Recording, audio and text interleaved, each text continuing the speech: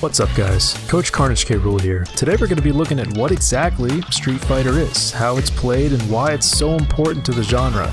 By the end of this workout, you'll have a general understanding of the game's controls, characters, features, and history. Whether this is your first fighting game or not, playing them is an extremely rewarding experience, one where your hard work translates directly to results. There's quite a bit to unpack here, so let's get to it. If you haven't already, hop right into World Tour mode to create your custom avatar and play through the beginning tutorials until it lets you run around Metro City. This is an excellent way to get a feel for the game's identity and how it plays. Especially if this is your first fighting game, this mode was practically made for new players, giving them ample time to adjust to the controls and systems of the game in a fun and engaging story mode. So now, let's get back to that question. What is Street Fighter? Well, Street Fighter is a one-on-one 2D fighting game where your goal is to reduce your opponent's health to 0. Doing so will win you a round. 2 rounds wins the game, and 2 games wins a set. In general, winning a set is a victory for you against whoever it is you're playing against. As for basic controls, with Classic, you have 6 attack buttons, 3 punches, and 3 kicks. A light, medium, and heavy for each. That is, unless of course you choose to use Street Fighter 6's new modern control scheme. This only uses 4 attack buttons, a general light, medium, and heavy attack button that function as both punches and kicks, and a dedicated special move button. That means no complicated motion inputs like fireballs and uppercuts. For now, head back to the main menu and head over to the fighting ground, which serves as your menu for anything that gets you right to the fight. Select training mode, and let's look at some stages. Because Street Fighter is a 2D fighter and not 3D like Tekken or a platform fighter like Smash Bros., stages are functionally the same. They're all the exact same size and have no obstacles or platforms, so just choose whichever stage you think looks the best. Now we're finally to the best part, choosing a character. Characters are all unique in how they play, what their purpose is, and what strengths and weaknesses they may have. In the bottom left of the character select screen, you'll notice a handy overview of how these characters like to be played. Ryu is likely someone you've seen before. He's an all-arounder, a great starting character. No particular incredible strengths, but doesn't fall short in any areas either. Maybe you like to keep a comfortable distance. Zoners, like Guile and JP, are best at full screen, filling the screen with projectiles and obstacles to frustrate your opponent and slowly chip away at their health. On the other hand, maybe you're like me and want to go for broke with a rushdown character. Characters like Ken and Kimberly love to corner opponents and assault them with overwhelming offensive pressure. Go ahead and choose a character that seems interesting to you, or even just whoever looks the coolest. There's all the time in the world to play around and figure out exactly who you want to commit to. Choose your costume, color, and whether you're using classic or modern controls. Let's jump in. The first thing you should notice upon loading into training mode is the 3 meters displayed on your side of the screen. The top being your health, the one at the bottom your super meter, and the green bar right beneath your health is the ever important drive gauge, which we'll get to in a moment. Hit the pause button, scroll to the command list, and let's take a look at your special moves. There are many different things that make a character who and what they are, but their special moves are where their playstyle and purpose really shine through. To the right of whichever move you've selected, you should see a window with both a description of what the move is and how to use it, and a short video on what it looks like. Pick a special move to practice, any one that looks interesting to you. Back out of the menu and try it out, 20 times or so. See how many times in a row you can perform it. If you chose to play on classic controls, don't sweat not being able to do them right away. Fighting games are a skill. Like all skills, they take time to get good at. After you perform your chosen special move a couple times, let's head on back to that command list, but this time, tab over to the Super Arts. Every character in the game has 3 of these, a level 1, 2, and 3.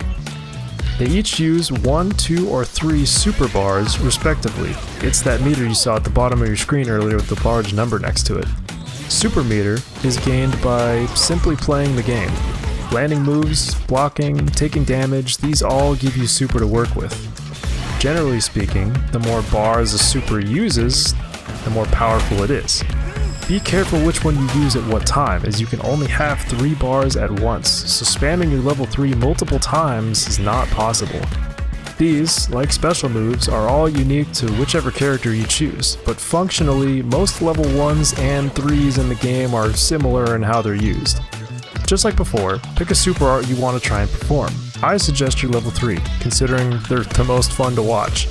Give it 10 tries or so. If you're on classic controls and you couldn't perform any special moves, this might be tough, but really try and land this at least once.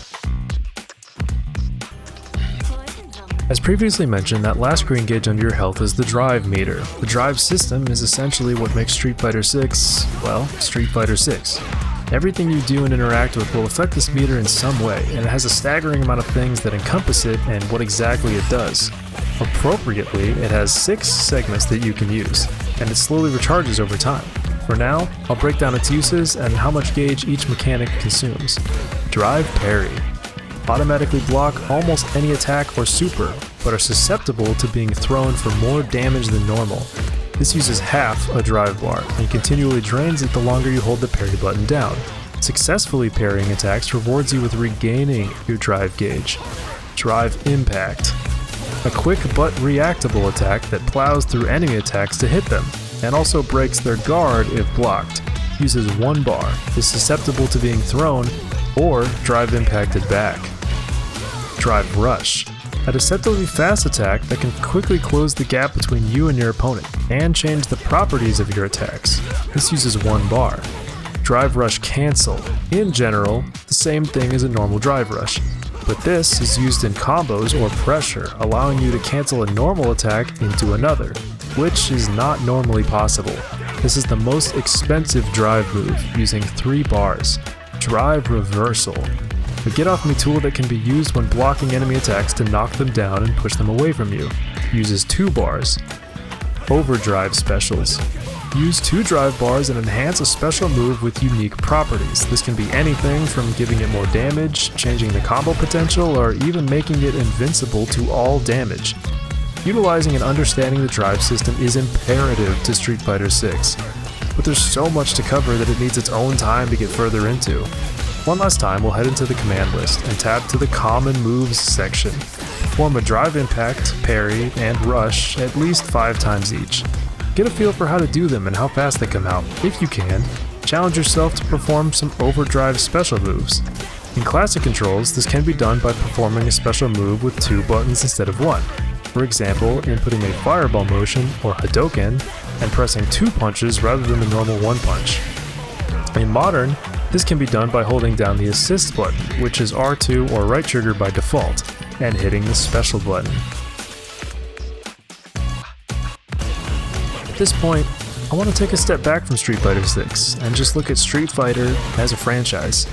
Chances are, this isn't your first time hearing about it, and it likely won't be the last. Street Fighter 2 was released in 1991, and its ripples of influence are still being felt to this day.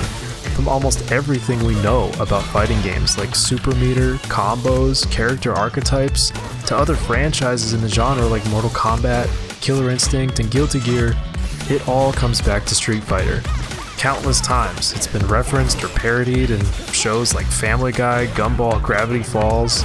Even Pennywise in It Chapter 2 asks Richie to play some good old Street Fighter.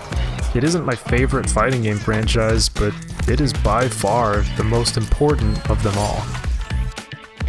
Wow, that was a lot to cover. Hopefully, by the end of this, you have a significantly better understanding as to what Street Fighter actually is. Whether you're a new player or played these games before, welcome to fighting games, and by extension, the fighting game community. When it comes to getting better, you just gotta get to it. All of us fighting fools are getting to it on the streets. Once again, my name's CarnageKrool, and I'll see you in there.